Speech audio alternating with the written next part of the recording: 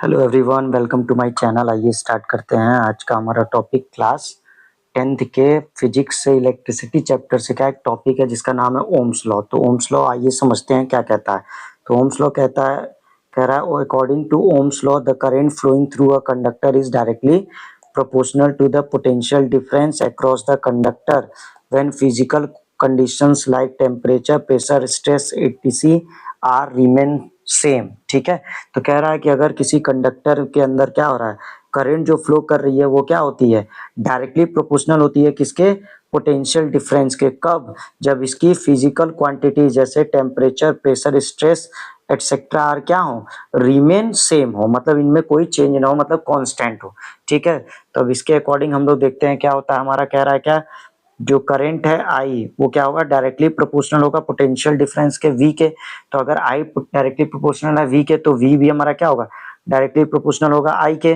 ठीक, तो यहाँ से हम क्या करेंगे, डायरेक्टली प्रोपोर्शनल का साइन हटाते हैं तो एक कांस्टेंट लगता है जिसको हम लोग क्या कहते हैं, आर। ये जो आर है वो क्या है, हमारा रेजिस्टेंस है। ठीक है, तो v is equal to R हो गया और साथ में क्या आ गया आई, तो हमारा क्या बन गया, v is equal to I R. ठीक है, तो ये v हमारा क्या पोटेंशियल है, आई हमारा जो करंट है और आर जो है हमारा क्या है, वो रेजिस्टेंस है। तो हम यहाँ से और भी फॉर्मूले बना सकते हैं। ये फॉर्मूला तो हमारा एक बन गया, v is equal to I R. यहाँ से हम क्या कर सकते हैं, करंट की वैल्यू के लिए भी फॉर्मूला बना सकते हैं, I is equal to V by R, और आर के लिए भी फॉर्मूला बना सकते हैं, आर इज इक्वल टू हमारा क्या हो जाएगा, we by I.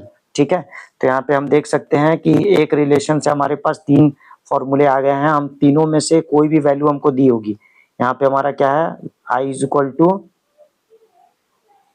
We by R है, और यहाँ पे क्या है, R is equal to V by I है, और यहाँ पे है v is equal to I R. हम क्या कर सकते हैं, अगर इन तीनों में से कोई भी वैल्यू दी हुई है, ठीक है, अगर v दिया हुआ है, i दिया हुआ है, r निकालना है तो हम ये वाला फॉर्मूला लगाएंगे, r is equal to V by I. अगर हमारे पास v और r दिया है, करंट फाइंड करना है तो ये वाला फॉर्मूला लगाएंगे, i is equal to V by R.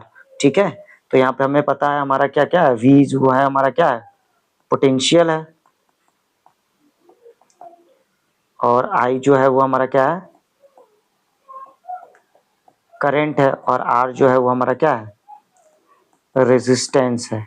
ठीक है, तो ये क्या है, तीनों में से कोई भी दो दिया रहेगा और थर्ड वाला हमसे पूछेगा तो हम क्या कर सकते हैं, इन तीनों में से किसी एक फॉर्मूले का यूज करके क्या कर सकते हैं, हम थर्ड वाली वैल्यू क्या कर सकते हैं, फाइंड कर सकते हैं। ठीक है, करंट का जो यूनिट होता है वो हमारा एम्पियर होता है, और वोल्टेज का मतलब पोटेंशियल का यूनिट होता है वो हमारा क्या होता है, वोल्ट होता है। रेजिस्टेंस की यूनिट जो होती है वो ओम होती है। ठीक है, तो इस पे बेस्ड हम न्यूमेरिकल करेंगे नेक्स्ट क्लास में। मिलते हैं नेक्स्ट वीडियो में। Thank you.